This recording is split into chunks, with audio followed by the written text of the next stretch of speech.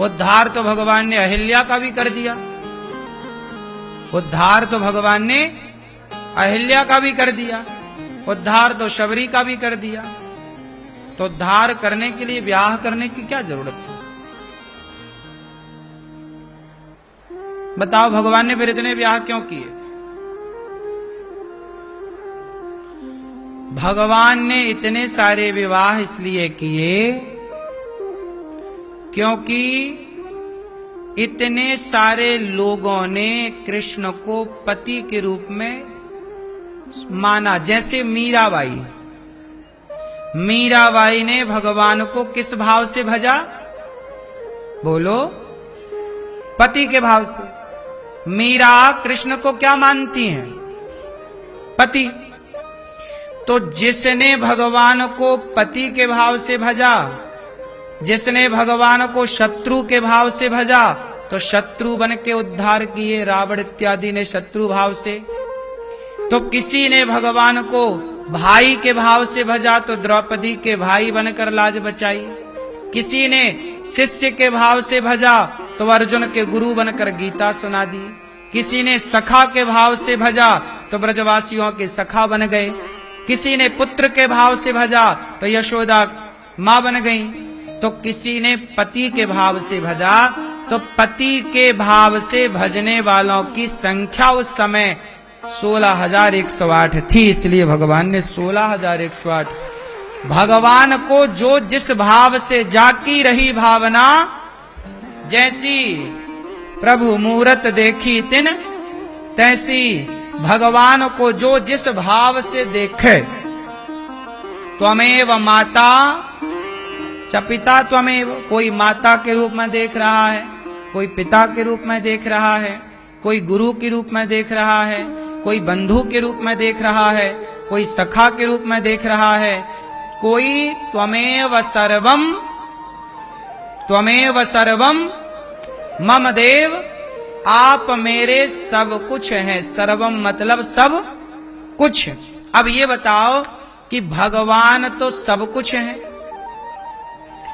अब इतनी सारी यहां महिलाएं बैठी हैं, पर इन महिलाओं में कोई ऐसी भी महिला होगी जो कृष्ण को अपने पुत्र रूप में भजती होगी, कृष्ण को अपने भाई के रूप में नाता रखे होगी, तो कोई कृष्ण को भगवान मान के बैठी होगी, तो कोई कृष्ण को पिता माने होगी, तो कोई ऐसी भी महिला होगी इनमें जो कृष्ण को अपने पति के भाव से भजती होगी। जरूरी थोड़ी है कि सबके बारे में हम जान सकें, पर भगवान तो सबके भाव को जानते हैं। तो 16,108 स्त्रियां ऐसी थीं जो प्रभु को पति भाव से भजती थी। तो उतने लोगों से ब्याह हुआ। अच्छा, राम के टाइम पर भी कुछ स्त्रियों ने प्रभु को पति रूप में चाहा, तो त्रेता की जो स्त्रियां थीं जो राम को पति रूप में चाहती थीं, तब तो राम विवाह नहीं कर सकते थे क्योंकि मर्यादा पुरुषोत्तम थे। एक पत्नी व्रत का व्रत लिया था। तब राम ने उन सबको द्वापर युग में ट्रांसफर किया और एक विशेष अवतार लिया कृष्ण, कि अब हम ब्याह करने के लिए ही आ रहे हैं, अब जिन जिन का मन हो आओ। तो त्रेता की वेटिंग जो थी ना, उनकी सीट जाके द्वापर में कन्फर्म हुई।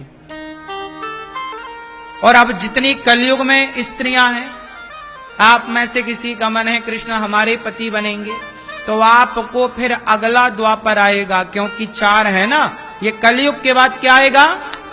बोलो, सतयुग आएगा। फिर आप आज यदि कृष्ण को पति रूप में चाहती हो, तो आपको कलयुग पूरा वेट करना पड़ेगा, फिर सतयुग इंतजार, फिर त्रेता इंतजार, फिर जब द्वापर आएगा तब फिर प्रभु कृष्ण बनेंगे और आपको शायद नंबर आ जाए तो आपको भी अपनी पत्नी के रूप में, गोपी के रूप में स्वीकार करेंगे। यही क्रम चलता है।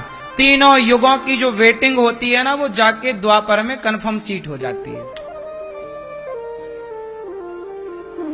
तो ये भगवान की पत्नियां, इतने लोगों ने प्रभु को पति के भाव से भजा। उनमें एक मीरा भी होगी अगले द्वापर में, क्योंकि मीरा कलयुग में थी ना। अब ये चली गई वहां वेटिंग रूम में बैठी होंगी बैकुंठ में, कि कब प्रभु द्वापर आए, कब ये जाए, फिर कब फिर ये प्रकट होंगी, फिर इनका पति का भाव जागेगा और ये पति बनाएंगी। फिर लोग सवाल करेंगे कि कृष्ण ने इतने सारे ब्याह क्यों किए, फिर अनिरुद्धाचार पैदा होगा, फिर बताएगा कि इसलिए किए।